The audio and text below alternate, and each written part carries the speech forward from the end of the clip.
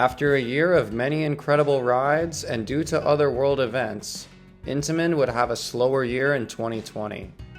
The COVID pandemic would make it difficult to open many rides to the crowds parks look towards, so only 4 coasters opened. This would include a Panama skate ride at Vin Wonders, another lap bar surf rider, and Objectif Mars, a new style spinning coaster with indoor show scenes at Futuroscope.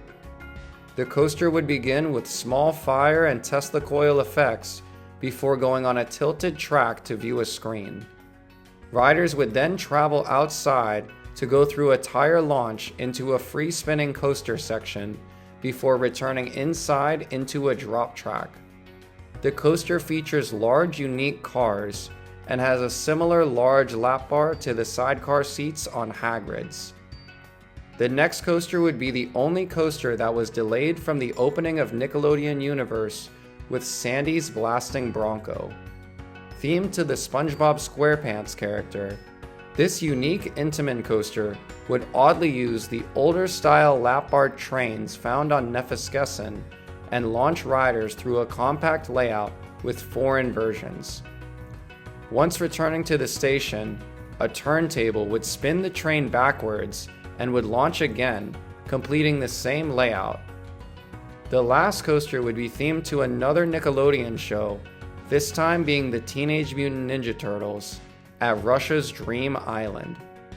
This coaster would be Shred the Sewers, a ride with a dark indoor layout featuring a powerful launch into 4 inversions and a small turn outside the ride's entrance. The ride would include a loop, dive loop, corkscrew, and a Heartline roll finale, with other airtime moments and thrills along the way.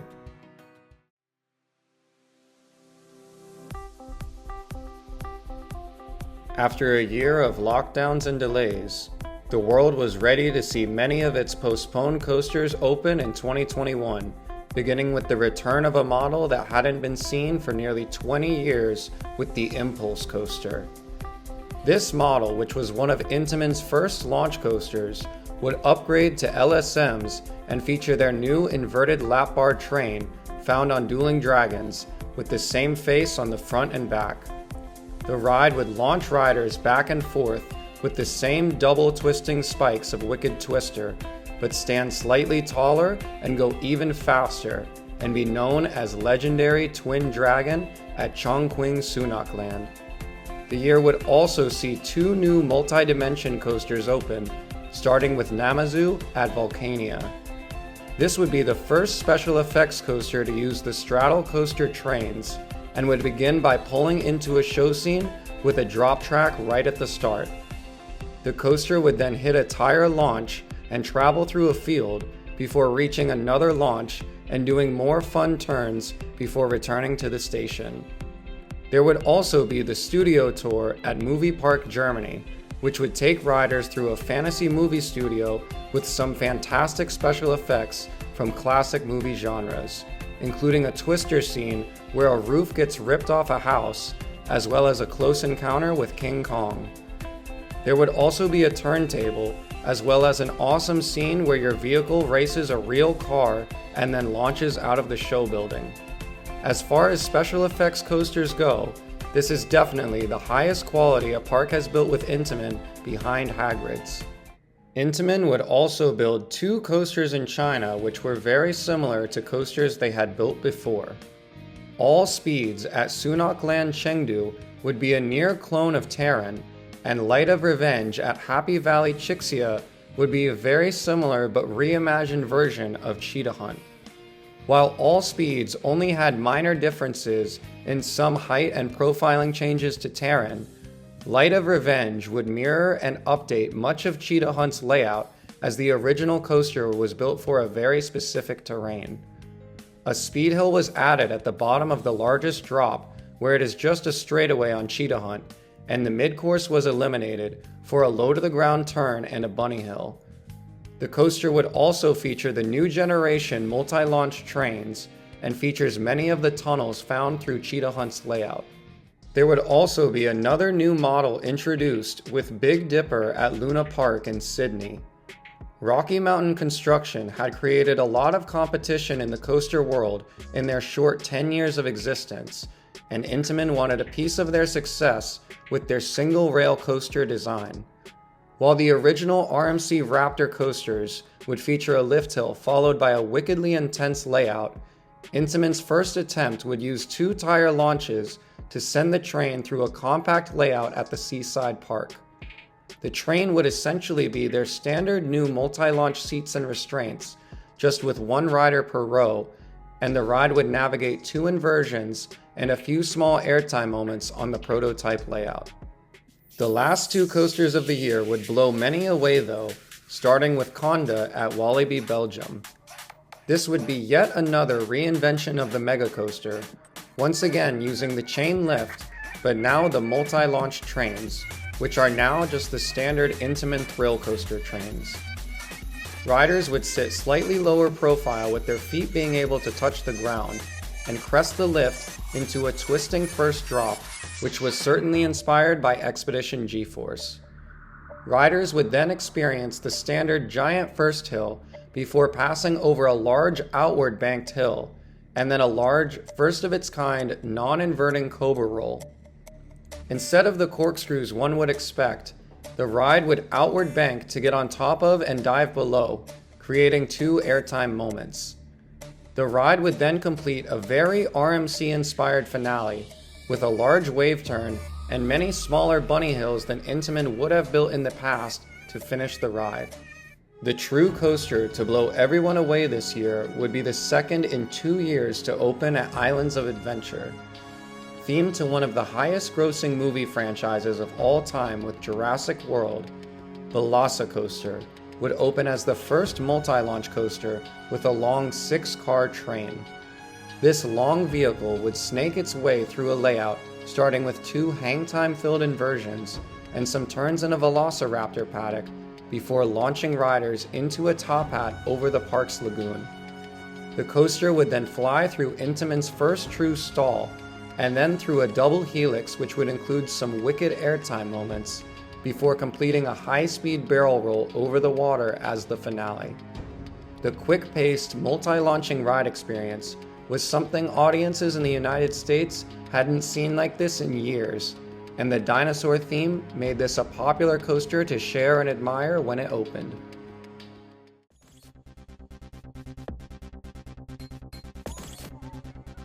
As the 2020 pandemic slowed every park from purchasing new attractions, the 3 coasters of 2022 were the last of the delayed coasters to open. The first of which was Sick at Flamingo Land, which would be another 10 inversion coaster in the United Kingdom. This coaster was actually built 10 years before in 2012 for a park in Brazil and was later sent to Malaysia before finally being sent to England. The next would be the unique Storm Coaster in the Dubai Hills Mall. This coaster would be located inside a large cylindrical tower and would feature a new vertical launch to send the trains to the top.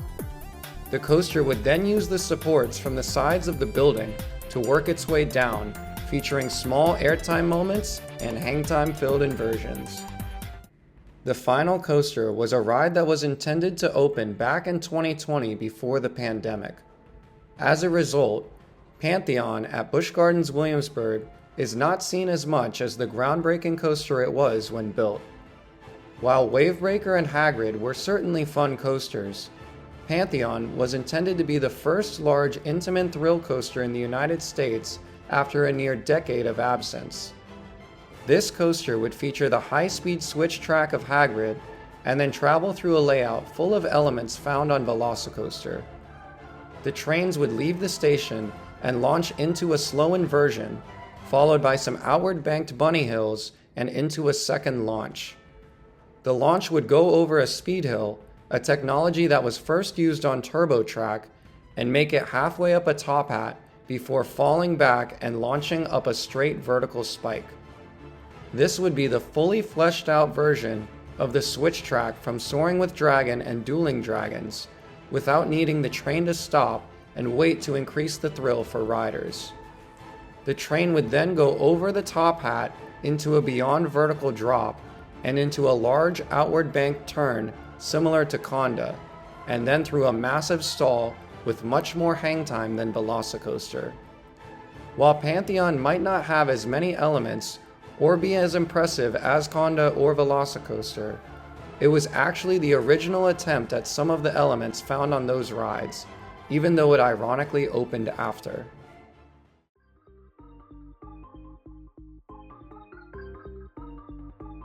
"2023 is slated to possibly be Intamin's biggest year ever, with 11 coasters that have already or may open around the world. A trio of straddle coasters opened, including 2 in the United States, starting with Busch Gardens Williamsburg's second Intamin in a row, Dark Coaster. This coaster was built in the show building of a former dark ride in the park and features a unique layout where the coaster only has 2 launches, but due to a switch track, riders complete the layout twice, therefore getting 4 launches in total during the whole experience.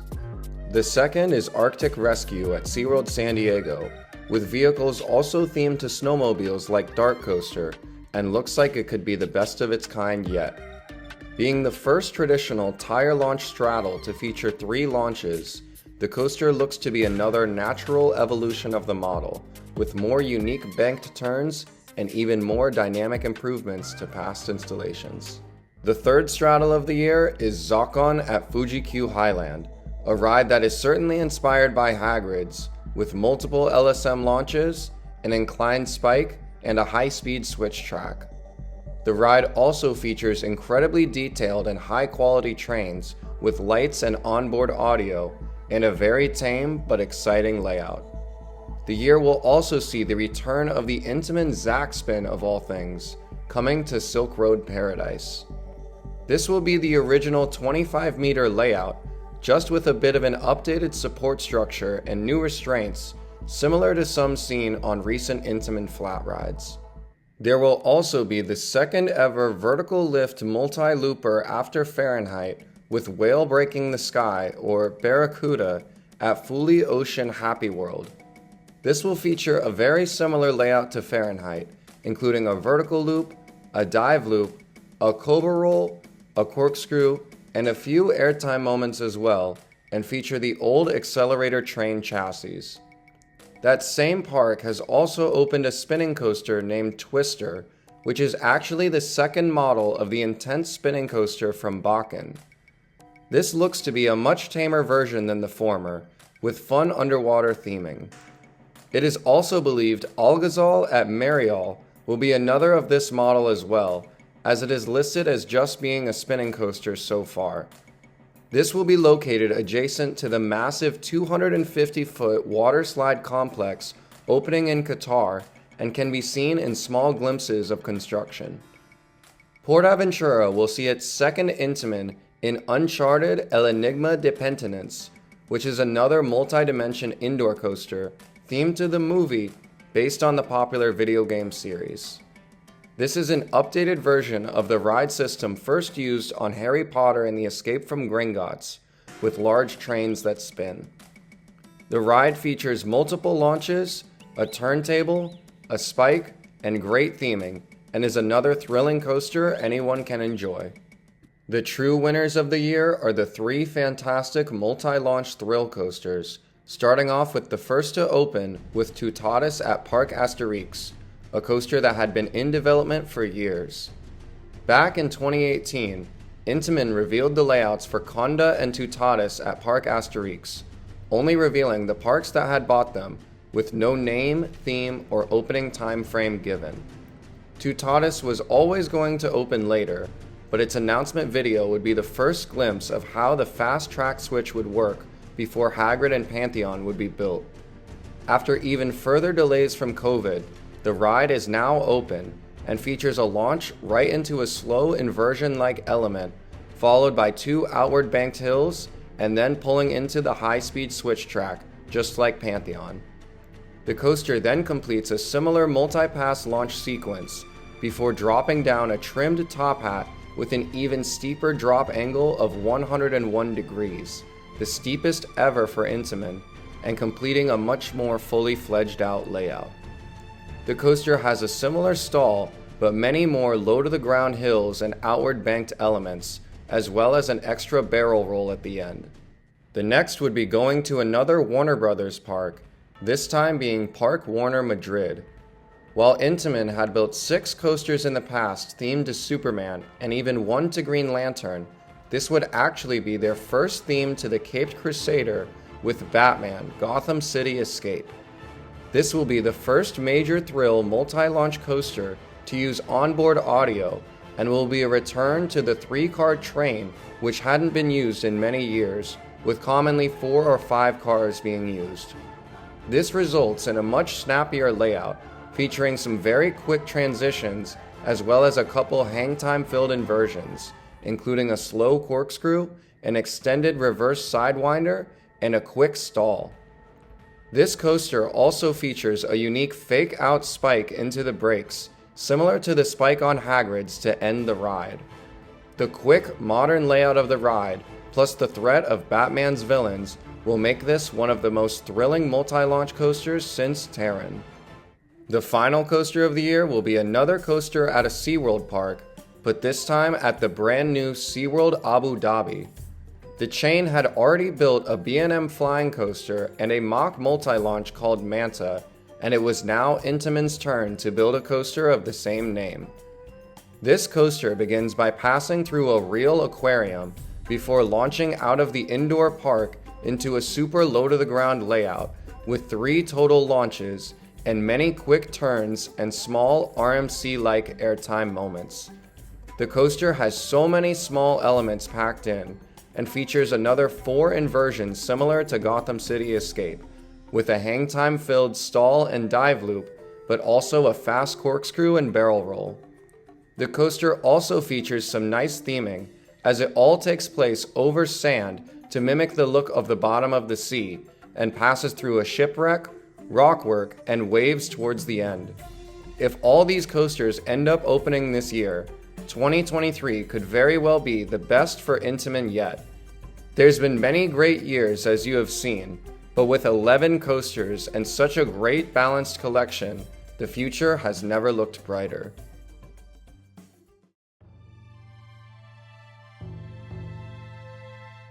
Looking into the future, we currently know of at least 8 new coasters coming in 2024 and beyond. First, there will be 3 coasters coming to another Nickelodeon universe, this time in China, and all themed to the Teenage Mutant Ninja Turtles.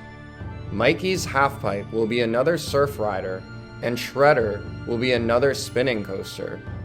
It's funny how Intamin didn't build any tornado-style spinning coasters for nearly 15 years, while other companies thrived with the model, only for 3 to just show up over a 2-year span.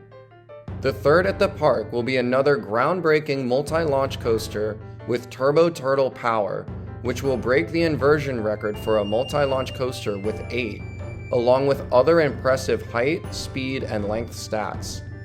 All these coasters being located indoors will certainly add to their thrill level as well. 2024 will also see a new family coaster coming to Drayton Manor. This ride will feature yet another new train style and looks to have good theming around a temple. A third Walibi park will join in on the Intamin fun when France's Walibi Rhône Alps will open a new Hot Racer single rail coaster. This coaster will feature another 2 launches and hopes to further develop the new model. Universal will continue their relationship with Intamin with a new How to Train Your Dragon themed coaster at their new Epic Universe Park in Orlando. This will be a smaller family coaster that will tour the land with 2 launches and will probably feature trains similar to the Multi-Dimension or family coasters. Universal will also add another coaster, this time at their Hollywood park. This is rumored to be a multi-launch coaster and will be themed to Fast and the Furious. This park is divided into an upper and lower level by a large hill connected by a long escalator, and the coaster will seemingly travel this cliffside and around the escalator. This dynamic location and rumored 4 launches could easily make this the best coaster on the west coast of the United States when it opens. But on the horizon is truly a project that can only be described as unrealistic, but is actually happening and will be the opus of Intamin, roller coasters, and the amusement industry as a whole. When Intamin broke the height and speed record with Top Thrill Dragster in 2003, they still couldn't claim the longest over Morgan's Steel Dragon 2000. While Steel Dragon still holds the record for the longest coaster, Intamin would break the height and speed record again with King Ka in 2005 and Formula Rossa in 2010 respectively. The closest anyone came to breaking these records in the past decade was with the Orlando Polar Coaster attempting to break the height record with a 500+ foot tower and a vertical launch, but the plans fell through. Now, a brand new Six Flags park opening in Qiddiya, Saudi Arabia, will reach an ambition not attempted since the peak of the coaster wars, but even greater, with a coaster named Falcon's Flight. This ridiculous ride will attempt to get the Triple Crown title of the tallest, fastest, and longest coaster in the world. The last coaster to ever claim this title, wood or steel, was 45 years ago with the Beast at Kings Island. Any of these titles are impressive to claim on their own, but reaching all in one ride will put this coaster in its own category that could not be touched in the foreseeable future. First, it will just break the speed record of its neighboring coaster Formula Rossa by 5 miles per hour to reach a ridiculous 155 miles per hour. This is probably the hardest record to break, as humans probably can't take much more force than what traveling at that speed exerts, and will be gained off the drop of the next record. This coaster will gain all its height by taking an extremely extended LSM lift to hop on top of a massive cliff, and will take a near vertical 600-foot drop off.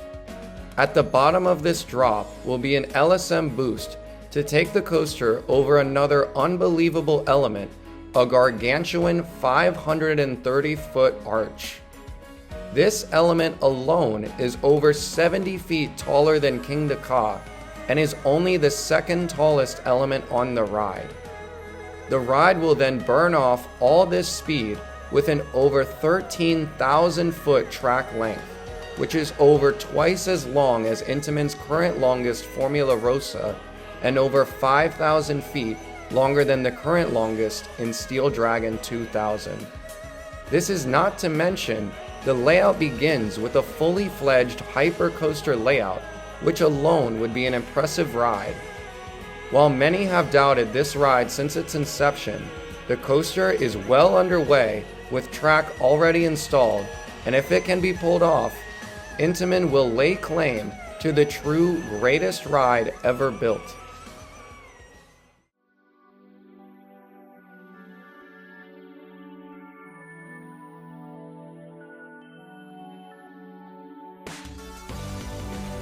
Overall, we should be very grateful to have a company like Intamin, a manufacturer that never seems complacent and is constantly willing to upgrade their models and push the whole industry in places others won't.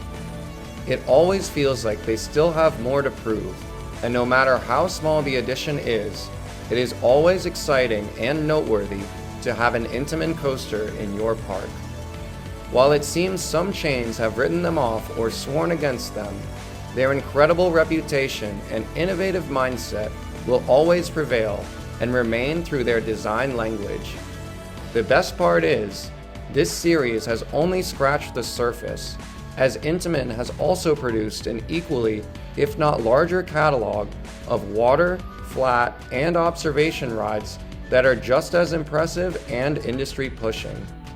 Along with that, they also seem to be attempting many new concepts of screen-based and multi-dimensional rides as well, that are sure to be just as impressive. I hope this series has entertained and educated you, and stay tuned for more historical and conceptual videos in the future.